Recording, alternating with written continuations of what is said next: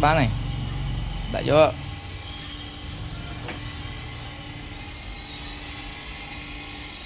nói bán ấy sang bích bằng tầng xa hoặc thế nào thế này á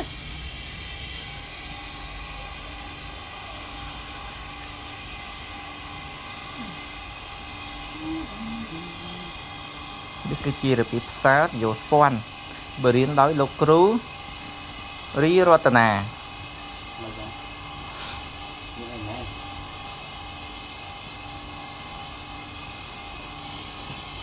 vô toàn có ho không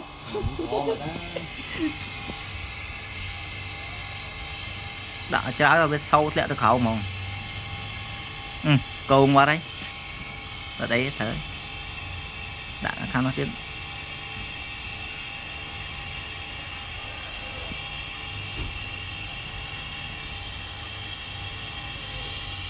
đó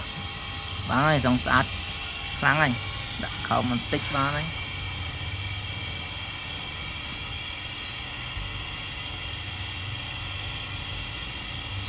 bạn ấy mấy trăm tự làm sân mới tiết làm sao cái khẩu mới